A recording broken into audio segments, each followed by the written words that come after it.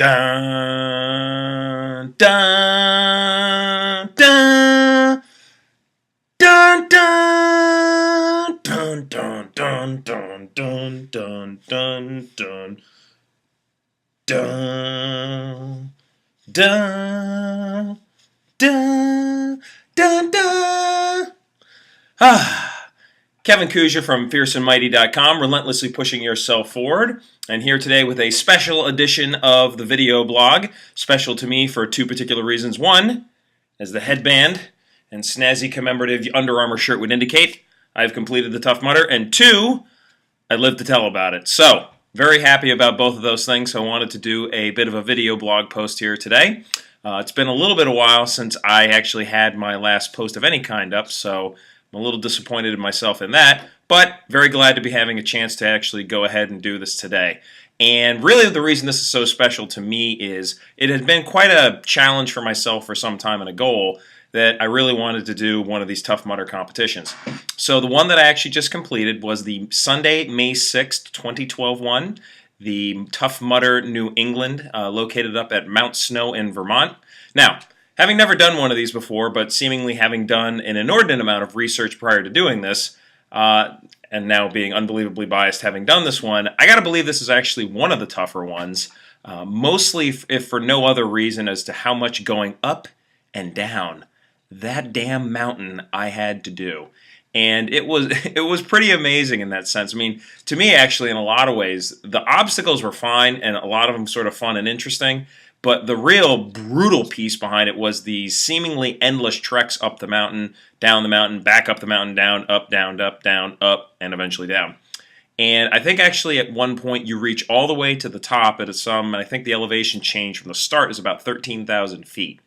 And which is pretty incredible. And there are a lot of extended periods where you're looking up and it's like 800 yards to go and you're just going up the hill. And so what I thought was so interesting about it was a few different things that I had as takeaways. I hope to actually, I'm going to write more, you'll see down below here, if you're watching this on my actual blog, more text I plan on writing up about my experiences and what I learned from it. But I think what's really interesting about this is a few different things. One, it was probably one of the better teamwork sorts of events I've ever had a chance to participate in.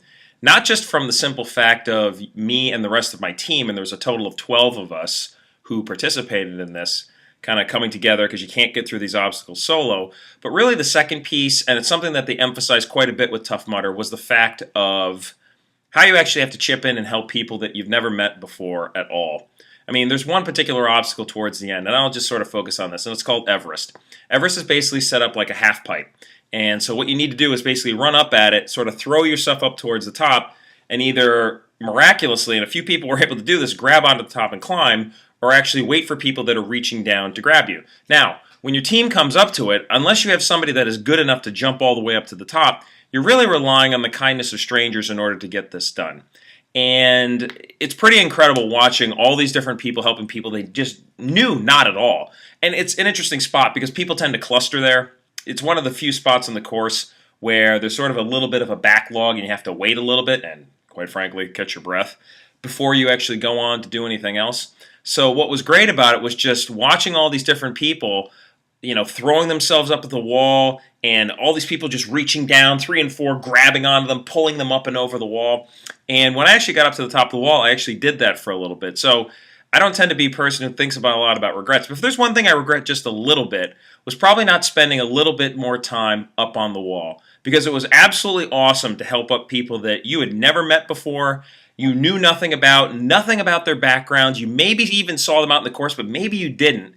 And you had a chance for all of you to come together to kind of reach on this common goal, to get past something which no one could really do on their own. And that was cool. I mean, that's just probably one of the more memorable moments for the whole thing for myself. Oh, that and the fact of actually going through the one obstacle known as the electric eel. So there's two different obstacles where if you know anything about Tough Mudder, they have live electrical wires that kind of hang down. So most people tend to focus on, there's like this whole series of them that you have to run through at the very end of the course in order to get to the finish line. That to me when I went through it was actually not that bad. The electric eel is actually an area where you have to crawl through several inches of water with the cables literally dangling down off of you. And off to the side, they're basically hooked up to a jacked up looking car battery. So as I crawled through that, I got through all of it very successfully. And then at the end, finally one actually hit me on my right shoulder. It just sort of snapped back when it happens. And it's a really crazy feeling because it doesn't hurt per se, but it feels awful, if that makes any sense.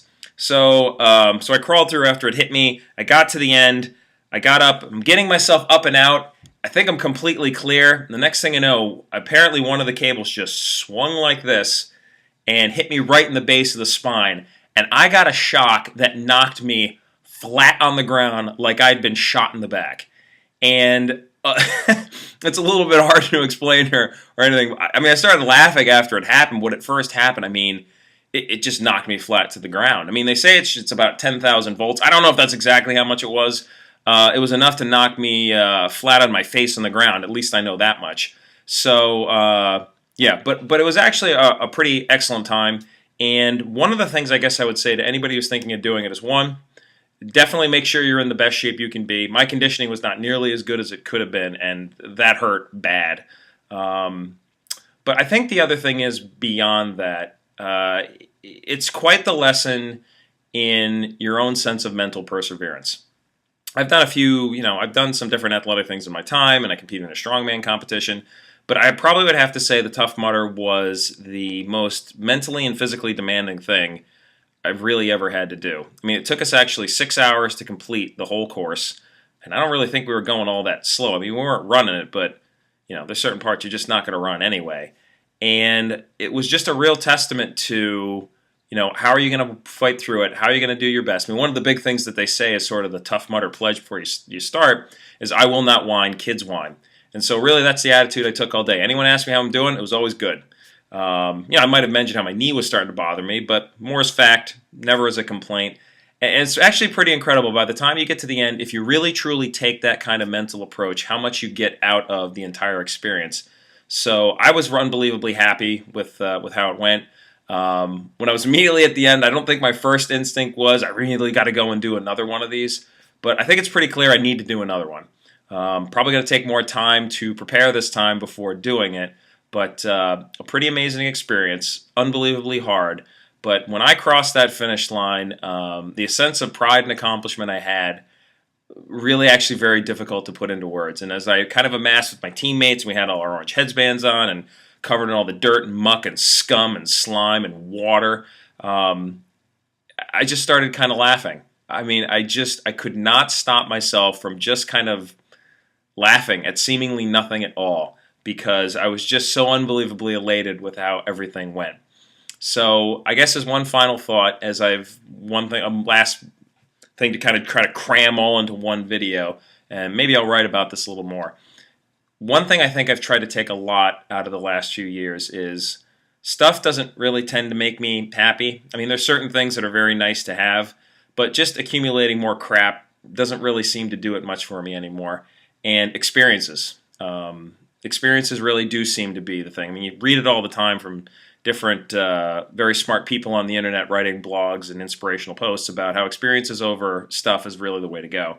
And Tough Mudder really proved that to me more so than anything else, because I feel like outside of this orange headband and this jazzy shirt, I have a feeling right here that I worked really damn hard to get both these things. And while these are sort of more tokens and symbols of that sense of accomplishment, I could lose both these things. I could throw them out into the trash tomorrow, but right here in the gut, right here in the heart, I'll know what I always did. So, again, Kevin Kuzia from fierceandmighty.com, relentlessly pushing yourself forward.